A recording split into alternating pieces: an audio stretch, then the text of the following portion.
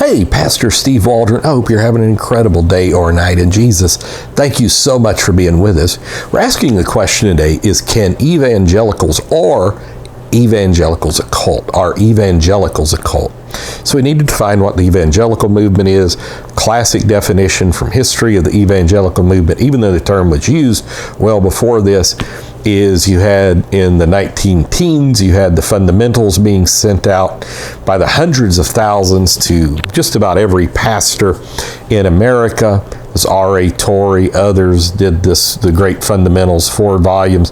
And so you had the fundamentalist. And so then you had what was known as the National Federation of Churches and the National Council of Churches, which eventually became the World Council of Churches.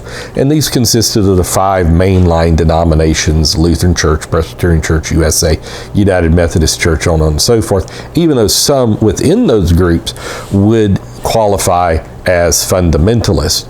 And so beginning around World War II, the beginning of World War II, you had a group of people that Evangelion is the Greek word for gospel. And so they wanted to reach out to people. They were fundamentalists, but they wanted to reach out to people of what later became the World Council of Churches. At that time, it's the National Council of Churches and that type thing, funded by the Rockefellers, basically, but not solely, Marble Collegiate Church and all of this. And so Rockefellers, in a sense, really built the Southern Baptist Church. A lot of people don't know that. He tithed, the first Rockefeller, the Standard Oil magnate guy, tithed to the Southern Baptist Church for a long time. But anyhow, and so they wanted to reach out, and so the divide between the fundamentalist and the Council of Churches, 5 mainline denominations, became the National Association of Evangelicals.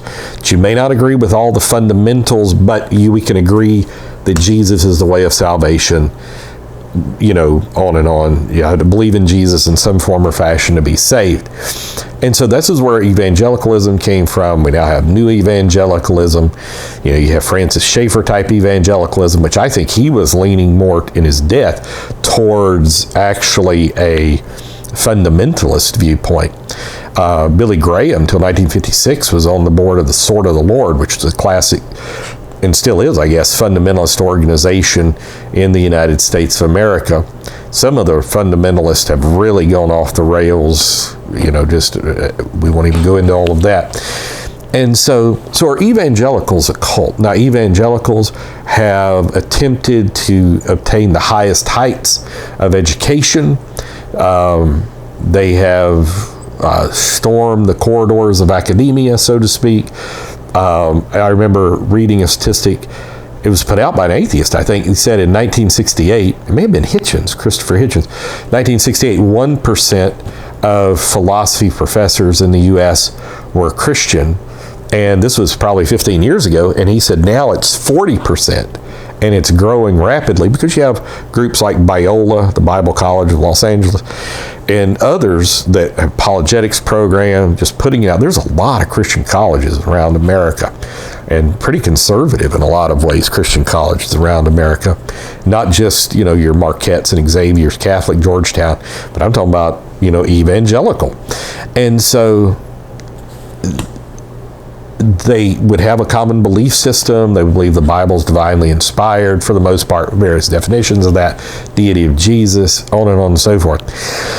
But they would believe Jesus is the only way of salvation. So since their exclusivity, that there's only one way of salvation, would that qualify them to be a cult? Well, and there's certain secular worldviews and governments that would, in fact, over the years, qualify that as a cult. Because they would say you're not living in a harmonious society, you're contending for the faith once delivered, and you're not accepting of other religions, you're putting people in mental torment by saying if you don't believe in the crucified, risen Messiah, that you're going to burn in hell for eternity, and this is mental torment, and on and so forth. And so from a secularist viewpoint, and some psychiatric viewpoints, that would definitely be considered cultic. And so what you have to be concerned about is sometimes evangelicals are so quick to pull the cult card but not understanding the global phenomenon of Christianity, which has exploded around the world, but it's dying so much in the West in so many ways, that what they're qualifying as cults, they have to realize, I mean, you read what you sow, that there's groups that are calling them cults as well in aberrant religions. You know, sometimes even in Russia, maybe in France, this has been a problem. But then at other places, more totalitarian, obviously your North Koreas and these type places have really done that.